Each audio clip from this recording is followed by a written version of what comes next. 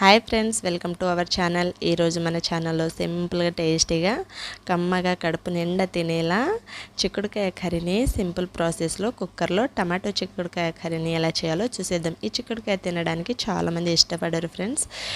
ఇలా టేస్టీగా కమ్మగా ఎలా చేయాలో ఈ వీడియోలో చూసేద్దాము. దీనికోసం నేనైతే గోరు చిక్కుడుకాయల్ని 250 గ్రాముల వరకు తీసుకున్నాను ఫ్రెండ్స్. సుమారుగా ఫ్రెష్గా ఇలా కడిగి తీసుకున్నాను. వీటిని 1-2 టైమ్స్ ఫ్రెష్గా వాటర్లో కడిగి తీసుకున్నట్లయితే మనకి ఫ్రెష్గా ఉంటాయి కూరగాయలు అనేవి. సో ఇలా కడిగి తీసుకున్న గోరు చిక్కుడుకాయని తీసి మనకి కావాల్సిన షేప్లో అంత కంప్లీట్గా కట్ చేసి తీసుకోవాలి. సో నేనైతే ఇలా కంప్లీట్గా కట్ చేసి తీసుకున్నాను. చూడండి, ఈ షేప్లో కట్ చేసి తీసుకున్నాను. మీకు ముక్కల సైజ్ అనేది కొంచెం చిన్నగా కావాలంటే చిన్నగా కట్ చేసుకోండి. కట్ చేసి పక్కన పెట్టేసుకొని నేనైతే కర్రీ అనేది ఫాస్ట్గా అయిపోవాలనేసి కుక్కర్లో ప్రిపేర్ చేస్తున్నాను. దీంట్లో 2 టేబుల్ స్పూన్ ఆయిల్ని యాడ్ చేసుకొని పోపు దినుసుల్ని యాడ్ చేస్తున్నాను. 1 టేబుల్ స్పూన్ చొప్పున శనగపప్పు, మినపప్పు, ఆవాలు, జీలకర్రని యాడ్ చేసుకొని ఫ్రెష్గా ఉన్న కరివేపాకుని కూడా యాడ్ చేసుకోవాలి. 1 లేదా 2 పచ్చిమిర్చిని పొడవుగా కట్ చేసి యాడ్ చేసుకోవాలి. దీంట్లో ఒక ఉల్లిగడ్డని సన్నగా కట్ చేసి యాడ్ చేసుకోవాలి. ఇలా యాడ్ చేసుకొని అంతా ఒకసారి కలుపుకొని 1 మినిట్ పాటు బాగా మగ్గనివ్వాలి. ఇలా 1 మినిట్ ఫ్రై అయ్యాక దీంట్లోకి 2 లేదా 3 టమాటోస్ని కట్ చేసి యాడ్ చేసుకోవాలి. ఇలా టమాటోస్ని కూడా యాడ్ చేసేసి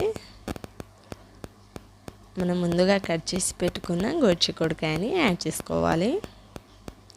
ఇలా గోరు చిక్కుడుకాయని కూడా యాడ్ చేసి అంతా ఒకసారి కలుపుకోవాలి. ఇలా కంప్లీట్గా అంతా ఒకసారి కలుపుకొని దీనికి మూత పెట్టి ఒక 5 మినిట్స్ పాటు మగ్గనివ్వాలి. అది మగ్గేలోపు మనం మసాలాని ప్రిపేర్ చేసుకుందాం. ఒక మిక్సీ జార్ తీసుకొని దీంట్లో కొన్ని పల్లీలని తీసుకోవాలి. 1/2 టీ స్పూన్ సాల్ట్ని, 1/2 టీ స్పూన్ పసుపుని, 1 టేబుల్ స్పూన్ కారాన్ని, 5-6 వెల్లుల్లి తీసుకొని దీంట్లో 1/2 టీ స్పూన్ మిరియాలని కూడా తీసుకోవాలి. ఇలా మెత్తని పేస్ట్లా గ్రైండ్ చేసి తీసుకోవాలి. ఇలా మెత్తని పేస్ట్ని గ్రైండ్ చేసుకున్నాక అంతా ఒకసారి కలుపుకొని తీసుకోవాలి. సో మనం ముందుగా పెట్టిన చిక్కుడుకాయ అనేది చాలా బాగా ఉడికిపోయింది కదా. సో ఇలా ఉడికిపోయిన చిక్కుడుకాయలోకి 1 టేబుల్ స్పూన్ ఫ్రెష్గా దంచి పెట్టుకున్న అల్లం వెల్లుల్లి పేస్ట్ని యాడ్ చేసుకోవాలి.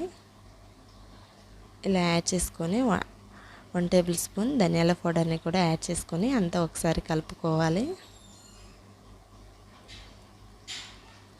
సో ఇలా కంప్లీట్గా కలిపేసుకొని మనం ముందుగా గ్రైండ్ చేసి పెట్టుకున్న మసాలా పేస్ట్ని యాడ్ చేసుకోవాలి.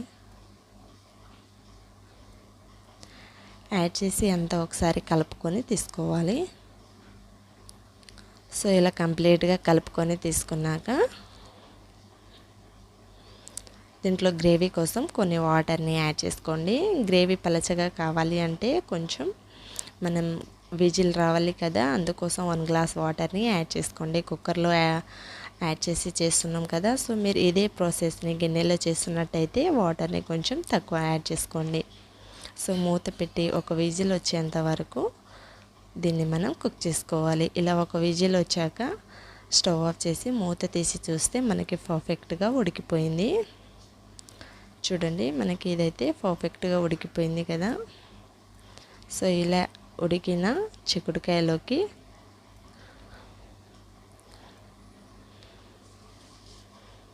దీంట్లోకి మనం 1 టేబుల్ స్పూన్ గరం మసాలాని యాడ్ చేసుకోండి. మీరు కావాలంటే కొంచెం కొత్తిమీరని కూడా యాడ్ చేసుకోవచ్చు.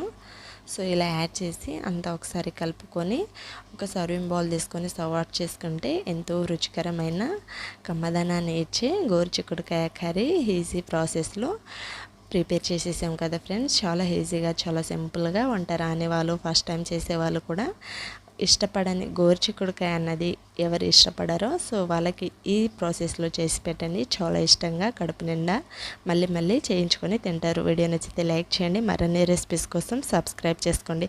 Thank you for watching all friends.